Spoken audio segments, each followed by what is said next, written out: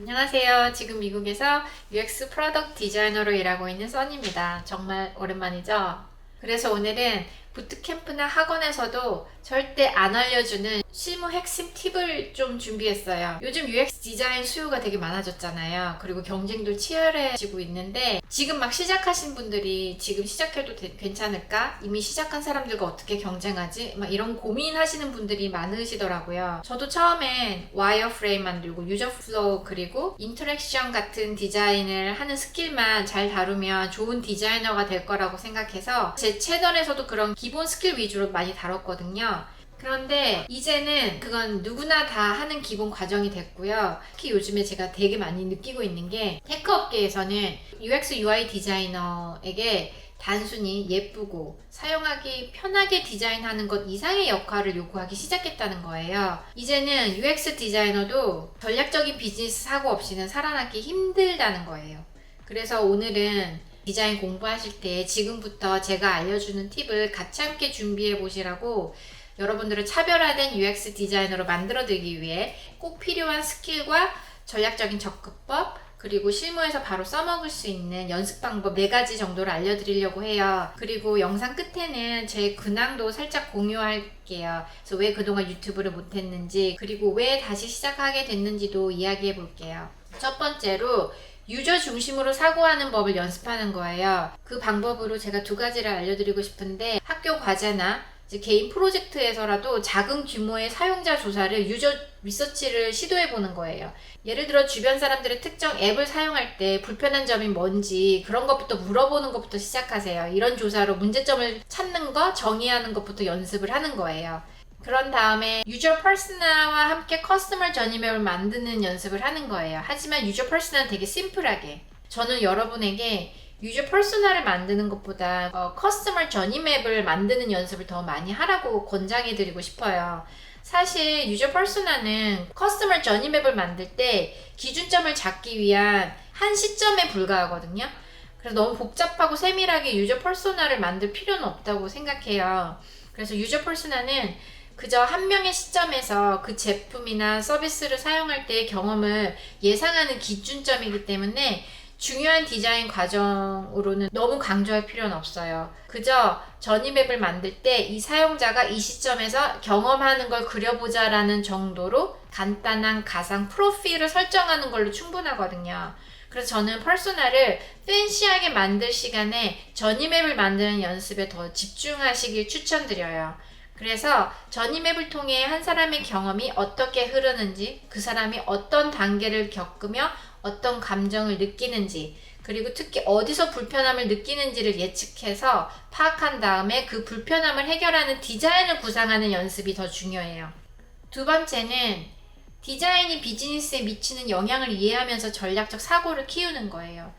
디자인은 단순히 이제 사용자 경험을 개선하는 것뿐만 아니라 비즈니스 성과까지 이뤄지게 해야 하거든요. 디자인 띵킹을 가르쳐주는 책을 읽는 것도 좋지만 스스로 디자인할 때 생각하는 습관을 갖는 걸 연습하는 거예요. 어떻게 연습하냐면 디자인하고 비즈니스 목표의 연결을 이해하는 거예요. 좋은 디자인은 유저의 행동을 유도하고 참여도를 높이면서 이제 비즈니스 성과를 향상시켜 주거든요. 그래서 예를 들어 버튼의 색상, 문구를 바꿔서 클릭률을 증가시키는 디자인을 한다던가 아니면 UI UX 디자인의 개선을 통해서 사용자 이탈률을 낮추고 구매 전환율을 높이는 디자인을 하는 거죠. 그리고 디자인하실 때 항상 스스로 질문하세요. 디자인 시작할 때 단순히 예쁘게 만드는 데 그치지 말고 왜 이런 디자인이 필요한지 스스로한테 또 물어보는 거예요. 이 디자인 사용자 행동에 어떤 영향을 줄까? 이 기능이 사용자한테 정말 필요한 걸까? 비즈니스 목표와 어떻게 연결될까? 이 디자인이 비즈니스 성과를 높이는 데 도움이 될까? 이 버튼을 강조하면 더 많은 사용자가 클릭할까? 이 정보들의 배치를 바꾸면 사용자가 더 오래 머물까? 라는 이런 질문을 스스로한테 하면서 가정을 세우면서 디자인해보는 연습을 해보는 거예요. 또 만든 디자인에 대한 피드백을 적극적으로 모으세요. 그렇게 만든 디자인에 대해 피드백을 적극적으로 모으고 또 모은 데이터를 분석하면서 계산하는 과정을 연습하는 거예요. 이렇게 비즈니스와 UX 디자인을 항상 고려하면서 디자인하면 유저의 요구하는 것과 그리고 비즈니스 목표를 동시에 충족하는 디자인을 만들 수 있게 될 거예요. 그 다음 3번째, 이제 이게 진짜 중요한 건데 실제 사례를 연구하는 거예요. 성공한 디자인 사례를 분석해 보는 거예요. 성공적인 디자인을 분석하는 것은 비즈니스 목표와 유저 경험을 효과적으로 연결하는 법을 배우는 가장 좋은 방법이거든요. 디자인 배우시는 분들한테는 어디서부터 시작해야 될지 막막할 수 있을 것 같아서 제가 그 스텝별로 간단하게 알려드릴게요. 첫 번째 스텝은 분석할 서비스나 제품을 먼저 선택하는 거예요. 에어비앤비, 아마존, 넷플릭스 이런 글로벌 기업도 좋고 팁으로 본인이 자주 사용하는 익숙한 서비스부터 시작해보세요. 더 쉽게 분석할 수 있을 거예요. 두 번째 스텝으로는 그 서비스가 해결하는 문제가 뭔지 파악하는 거예요. 모든 디자인은 사용자 문제를 해결하기 위해서 만들어진 거거든요. 그래서 해당 서비스가 해결하는 핵심 문제가 무엇인지 먼저 생각해 보세요. 듀오링고 같은 예를 들면 언어 학습을 더 재밌고 지속 가능하게 만들기 위해서 그런 목표로 만들어진 듀오링고 이런 거. 예를 들어 넷플릭스 같은 경우에는 유저가 원하는 영화를 쉽게 찾고 오래 머물게 만드는 게 목표죠. 핵심 문제가 무엇인지 생각해 보세요. 그런 다음 세 번째 스텝으로 실제 UX, UI 디자인 요소를 분석해 보세요. 내비게이션은 어떻게 되어 있고 사용자가 원하는 정보를 쉽게 찾을 수 있도록 디자인되었는지, 어떤 방식으로 사용자 흐름을 유도하는지, 인터랙션 같은 것도 버튼, 애니메이션, 마이크로 인터랙션 이런 게 이제 직관적으로 잘 디자인되어 있는지, 그리고 비주얼 디자인 같은 것도 컬러, 타이포그래피, 아이콘, 레이아웃 이런 브랜드 이미지하고 일관되게 디자인되었는지, 그리고 가독성하고 사용성을 고려한 디자인인지, 사용자 행동을 유도하게 디자인이 잘 되었는지, 특정 행동 회원가입하고 구매하고 클릭하는 그런 것들을 유도하는 디자인 요소가 뭐가 있는지, A/B 테스트 사례가 있다면 어떤 변화가 있었는지 분석해 보는 것도 좋아요. 예를 들어 에어비앤비는 검색 필터를 통해 사용자가 원하는 숙소를 쉽게 찾게 해줘요. 그리고 넷플릭스는 개인 맞춤 추천을 통해서 사용자가 오래 머물게 만들어 놨어요. 그런 연습 방법으로 웹사이트나 앱을 사용하셔서 좋은 UX, UI 요소들을 스크린샷으로 캡처하고 정리해 보세요. 직접 사용하면서 어떤 점이 편리한지, 어떤 기능이 사용성을 높이는지 메모를 또 하는 것도 중요해요. 그리고 네 번째 스텝으로는 서비스가 디자인을 통해 비즈니스 성과를 어떻게 개선했는지 생각해 보세요. 예를 들어 아마존 같은 경우에 원클릭 결제 시스템을 도입함으로써 구매 전환율을 높였어요. 그리고 인스타그램은 스토리 기능을 추가해서 사용자 체류 시간을 늘렸어요. 그리고 스포티파이 같은 경우에는 개인화된 플레이리스트를 제공해서 사용자의 충성도를 높였어요. 비즈니스 성과를 어떻게 개선했는지 이렇게 정리하는 것도, 분석해 보는 것도 도움이 될 거예요. 그런 다음 이제 마지막 단계 스텝 5로 분석한 내용을 바탕으로 본인이 직접 이런 디자인을 이렇게 바꿨으면 좋겠다, 이런 개선할 점을 한번 찾아보세요. 그런 개선할 점을 찾아서 한번 새롭게 디자인을 해보시는 거예요. 연습 방법으로 서비스 사용하는 것 중에 불편했던 점을 적으세요. 그런 다음에 어떻게 개선하면 좋을지 아이디어를 스스로 한번 만들어 보세요.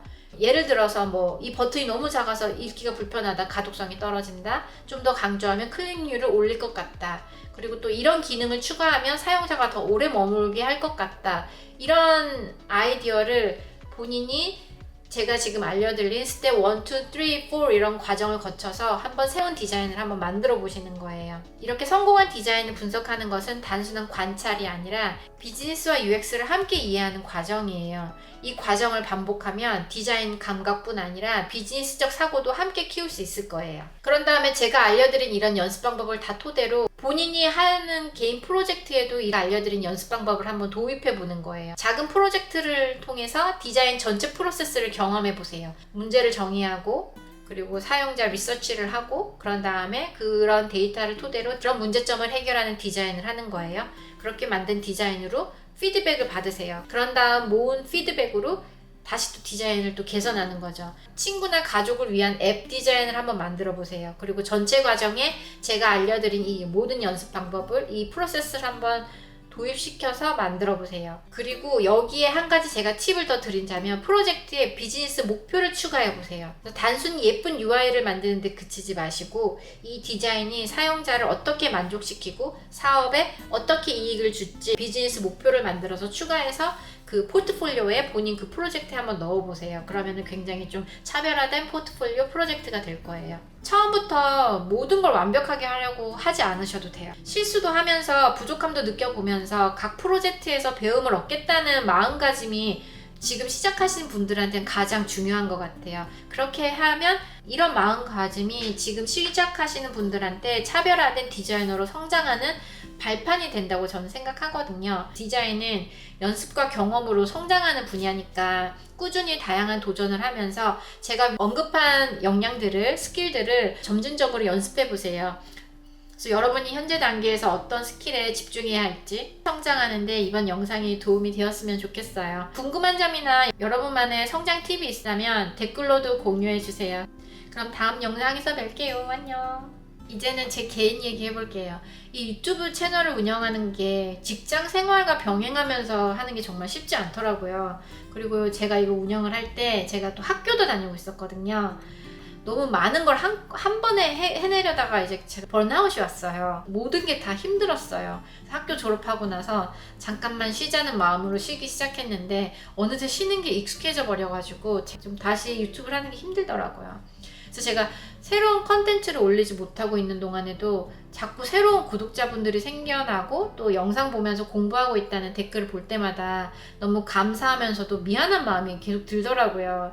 예전에 만든 영상들은 제가 미들레벨 디자인할 때 제작한 것들이라서 디자인 자체에만 초점을 맞춘 내용이 되게 많아요. 그런데 지금 제가 시니어 디자이너로 일하면서 느낀 점들이 더 많거든요.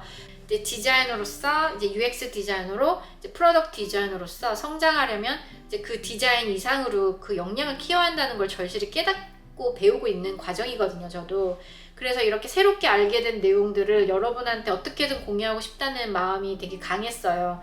그래서 다시 제가 유튜브를 본격적으로 시작하려고 결심했거든요. 또 여러분들이 제 채널을 통해서 작은 정보일 수도 있지만 새로운 정보를 얻어가실 수 있도록 제가 좀 최선을 다해보고 싶어요. UX 디자인 공부하시는 분들, 이제 막 시작하는 분들한테 제가 인터넷 멘토, 인터넷 사수가 되어드리고 싶어요. 그래서 앞으로 제가 자주 인사드릴게요. 이 마지막까지 봐주신 여러분들 정말 정말 감사합니다. 그럼 다음 영상에서 또 뵐게요. 안녕.